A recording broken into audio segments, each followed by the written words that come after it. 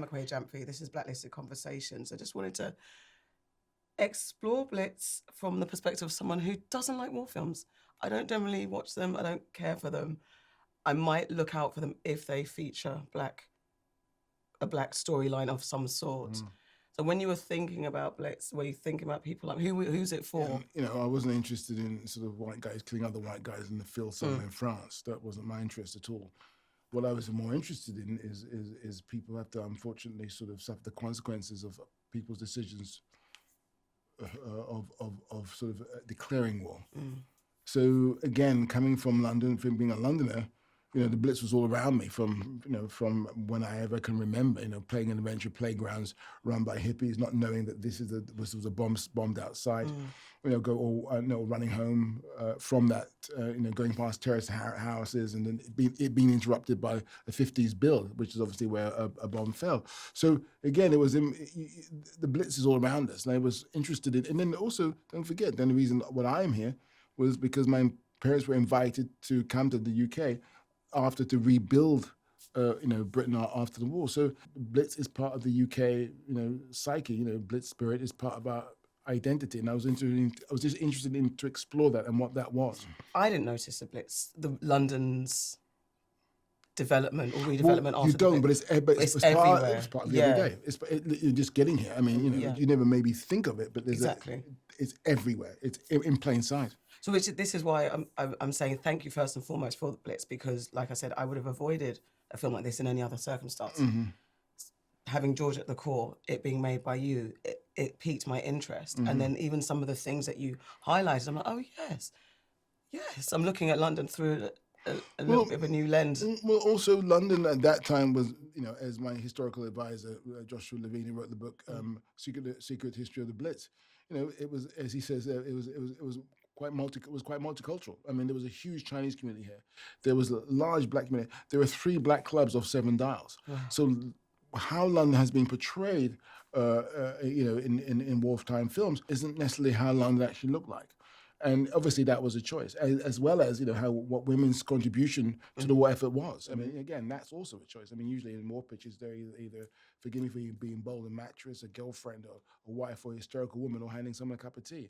When really they were the backbone of the country, emotionally and physically, looking after elderly parents, taking the children off to be evacuated, being on assembly lines, ammunition assembly lines, and of course in aircraft hangars, supporting the front and holding the country together, in a really sort of, in a real way.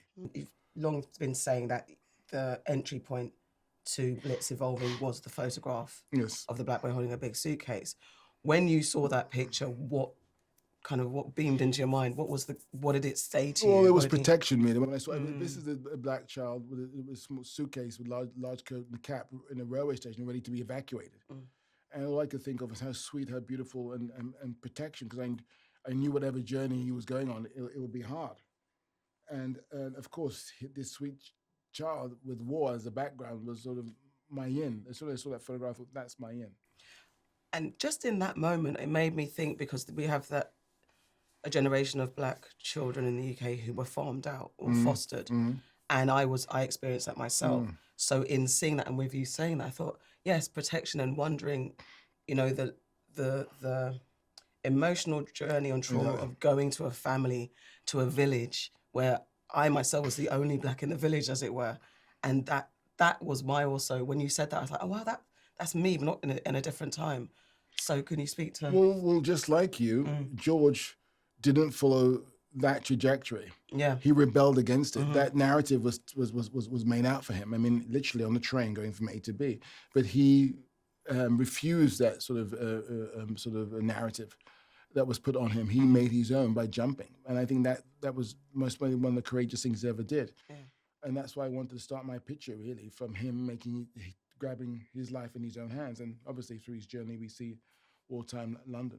And then, again, in reading research, that you saw this picture whilst researching Smallak. So how did it sit in your mind? Was it like, okay, I'm going to come back to Blitz? Were you kind of multitasking, developing? I'm always multitasking. I'm always doing 3 or 4 things at the same time. I can do that. No, yeah, absolutely. Oh, how do you do that? It's not that difficult. For me, it's not that difficult. Just, it's like making an omelette and then, going to sort of take out the garbage and then hoovering. 3 different things, but they have to be done. I mean, it sounds I'm giving you a domestic setting just to tell you, for me, I see it in that way. Yeah. And we were plotting them both out, were they feeding each other as well? Or can you I suppose so. Yeah. I suppose so. There's not a pattern how I do anything. It's always different. I wouldn't. Don't follow me because you get lost because I don't even know what I'm doing myself. You do. Well, I don't mean. I don't know. Again, I don't know how I do it, but again, there's a result. So I'm very pleased about that. We are also pleased. And just on that, the way that you document, specifically UK Black history, through Small Axe and now with Blitz, where did this necessity of telling these stories come from? Was it something that you always plotted out, or was it been an evolution of your art and film career? I think it's an evolution. Yeah. Again, it's one of those things where, again, it's, sometimes I didn't want to do it. Exactly. I didn't want to. I had to sort of really, I had to get to a point in my life as well as my age to get to the point where I could do that. I couldn't have done that in my first film. I couldn't have done that in my second film, third film, but that had to be something lived before I could go back and reassess,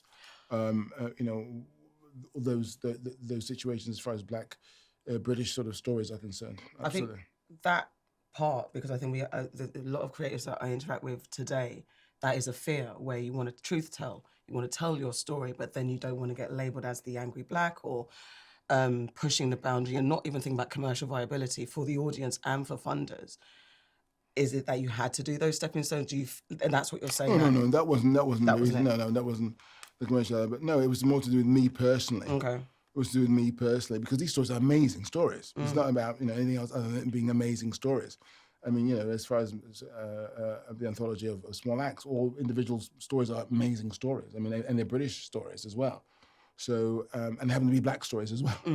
For them, mainly they're British stories, as well as Blitz. It's a British story. Steeped in research and steeped in the reality of the environment that was there, which hasn't been sort of given a platform in film, because this is how London really looked like. So in some ways, the movie images are kind of revolutionary in a way because they haven't been seen before. But to your point, what I'm trying to say is that it was an honor and a privilege, but at the same time, I had to get there. Yeah. And it wasn't about commercial viability or angry, whatever. It was about sort of me understanding who I was, to understand my location and it's just British history, that's all. So it's not about anything else other than British history. And I love that because it is British history. Yeah. Similarly, again, with the farming story that's been buried, and it was something that was very compartmentalized to my people. Sure. And but then when I think about my story and the friends I made in that village, that's a piece of their history as well. And I love that this Blitz is our history. Yeah, almost like subnormal schools in Small Axe. Yes. What the hell is that? I mean, and if it wasn't for the Black community, it wasn't for Black children. Black parents in particular who protested against that. That wouldn't have been sort of overturned. But there are no subnormal schools anymore, and that's not just for Black kids, but for white kids, for any kid. Yeah. That these Black parents tooled up and demonstrated and organized themselves to go against this kind of criteria. With Blitz, bringing it back to Blitz, when did it become apparent that this had to be a love story between a young mixed-race boy and his mother? From day one. Yeah. I mean, love is anything that's worth living for, anything worth dying for, and that was the foundation of our film. It had to be about love. The research or the sort of getting into the sort of, the fabric of the landscape had to serve that story. Because again, for me, the most important thing was that George took his own destiny. And through that, we see the landscape of London during that time. But you can't build it sounds corny to me saying this, but I had to build on love, because you had to feel the sort of, that need to be reconnected with his family. And you see that through the various characters, the love of who they are, saving their environment, saving their loved ones, preserving his grandfather. Gerald, even, I don't know when this is coming out, so not to spoil it, but there are some nefarious characters, but even they have a love of survival, and maybe they're even rogue community. Oh yeah, there's some bad characters, there's good characters. There's definitely a love of survival, again, within, poverty, criminality, and necessity, and that's what people do, what they have to do during, times of conflict, to survive. And then speaking of the wonderful George, played by Elliot Heffernan, finding him, when you saw him, what was it? And what was the scene that I don't know whether in casting rehearsals, what he did that spoke to you and said, yeah, this is the guy, this is the boy. There was a number of people that we were looking at and saw his tape, and we were just pissed off. He was looking, it was almost like he didn't want to be there, but it's this amazing stillness. There was a stillness in him, a real stillness in him. And he was like you like look at this guy's face, it was like, you were so engaged with his face and his big eyes, and I thought he was always like a silent movie star. He had me, and that was it. Yeah. And then working with him was just easy. We got there. I mean, he had a great acting coach called Simon. Simon was extraordinary with him, and to get him to a level where he was focused, and I was working with him too, and his professionalism was pretty incredible. But you see, he was still a child. I mean, again, I say professionalism. He was, when he had to work, he had to work. He understood work ethic, and also he always remained in the moment as a real child, because of course for children it's not pretend. No. So it lifts everyone else's game up. And on that note, I always wonder about children in stories that are so harsh, real, that they can't shy away from, though there was joyful moments and everything. How do you, as the storyteller, as the big boss on set, how do you, I don't know, protect them and as well as expose them to the realities? Because it's, like you said, it's real for them. Well, again, it's just having this conversation. I think also Saoirse Ronan, who plays his mum, Rita, was very helpful in that too. That grounding and him to understand, and obviously talking to his parents. And again, there's a lot of things that go into the process, because yes, you obviously have to protect a child, but also he's not. Listen, this is a black child. Yeah. This is a black child, so Elliot understands racism. I mean, he's been called what he was called in this movie before. So again, as you know, as a black person, you grow up fast. You have to. Yes, you do.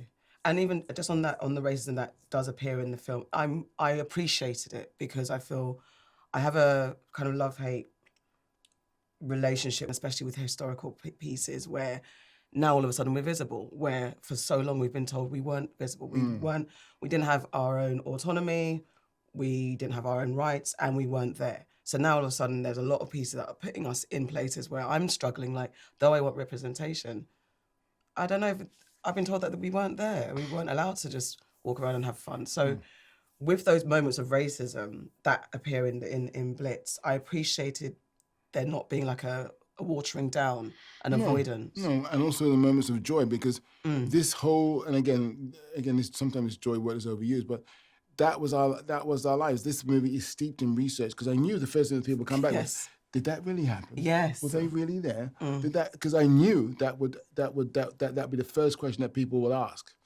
And now it's like, now racism is boring for them. Yeah. You know what I mean? It's like, but they don't understand what the effect is. For some people, they have the advantage in never having to experience anything like that. Not having a hindrance. Having a situation when you walk in a door, people are questioning you who you are and what you're doing before you even open your mouth. You know what I mean? So therefore, it's very interesting how some kind of responses are very, I would say, off, because they have no knowledge, or they have no round knowledge of what's going on. This is a double consciousness. As a black person, I know, I understand what white people are thinking, I understand what I'm thinking. I have two perspectives. That's how it is. But often most people, who have that situation, do not have those kind of, or even have that sort of empathy to even think like that. So that's how it is, That's the world we live in. Yeah, and this is why this film is quite important, is because it's our history. So, and people who feel like they shouldn't hear about certain things or be protected from them, it's doing a disservice to understanding. Well, it's the reality of what we are. There's no. Exactly. It's almost like you're deliberately putting blinkers on, or you're deliberately wanting to be ignorant. But that's, people could choose that, and because there's an advantage for them to be ignorant, because that's their advantage. Not particularly bright or intelligent, but there you have it. But I do get that. I mean, look at what happened, a couple of days ago here with this fascist march. With the race riots during the summer. I mean, this is our movie talks about that in a real way. I mean, it's the undercurrent, and things have come up to the surface now. It's always been there. Yeah, exactly. It's always been there, and it's best, in my opinion, not to avoid it.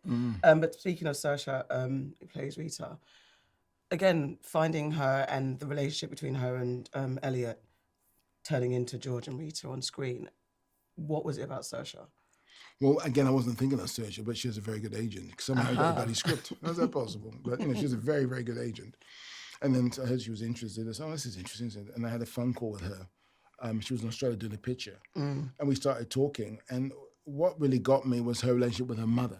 Okay. She had a very, very close relationship with her mother in a way which is like, you know, they were like obviously mother and daughter, but they were like friends. So she understood George and Rita's relationship in a way, I think, in a way which was kind of obvious. Because a lot of things in the picture is actually her relationship with her mother. Because I always say, you have to mark a film often with your own personal sort of history, and she did. And she really took Elliot under her wing. Elliot reciprocated that sort of attention and admiration in a way where they were very bonded. I mean, what you saw on camera was really about their sort of close relationship, which they sort of built in some ways, out of trust and respect. And I have to mention Ife, played by Benjamin Clementine, again, a key pivotal figure that spoke so much levels that I could do with a film about him and his story. Yes, well, you know, Ife is based on a guy called Ita Capion, who was a guy from Nigeria. He was a law student here, and as an outbreak of war, he became an air warden, and it's based on him. And you know, Ita meaning love. You know, it was just interesting to work with him in a way. And again, Benjamin is he's a pretty special person. Yeah. And he permeated this sort of love, almost perfumed the set with it. And I think what you see on screen is him being him, and she's quite childlike in a way. Very beautiful person. That walkway moment in Mayfair, is that representing? You know, he was Marylebone. The actual guy, he portrayed the Marylebone era. Yeah, but anyway, okay. It doesn't matter. But they could have been anywhere. Yeah. Because it made me think of the walkway in Mayfair, but with all the historical references to the sugar plantations. Yeah. There were, of course, shop fronts with sort of, you know, advertising the empire and its produce. Of course, there was. But what was interesting about the arcade was to sort of put it into a situation where it was condensed in that way. And it was. I mean, no one. I just appreciated it because we don't often see that in the UK, in UK storytelling with those references to remind us. Well, the basis and the foundation of the wealth of this country is on other people's backs. I mean, obviously, you know, when you rule virtually a third of the world, would you want it? There you go. Exactly. With Blacklisted Conversation and the British Blacklist, it's like reclaiming what it means to be blacklisted, where, you know, we're championing, you know, rebellious thinkers or people who just take charge of their own careers. Can you share a time when you ever felt blacklisted or disadvantaged and you turned that into a kind of a positive? I don't think I ever not think like that. I mean, even though I'm sitting here, Sir Steve McQueen, all that crap, Oscar and all that business. There's, you know, you're always asked to prove yourself. Yeah.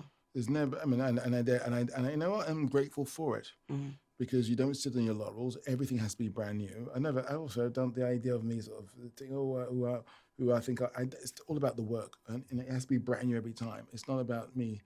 You know, any of that nonsense or any advantage, because I just try to focus on the work all the time. So anything it's actually, for me, it's been an advantage because they don't give a shit. People don't give a shit. But, you know, again, you're always, you know, people don't know who I am, and it doesn't matter who even I think I am. I don't think I am anyone, but you know, it's just how it is. You know, and you have to sort of keep on sort of working at it. You know, you can't stop. What are you most proud of? The thing I'm most proud of, my daughter, she's graduating her MA today at this moment, yes. But I was taking her to school when I was 4 years old. She was having a conversation there, a little hand in my hand, walking to school. And now she's graduating and she's doing an MA, and they want to do a PhD, which she doesn't want to do. But we'll see about that. Well, congratulations. Yeah. All right. And thank you so much. Cheers, mate. Thank you. It was lovely. Thank you so much. Lovely seeing you. We should go for. We should definitely go for a cup of tea.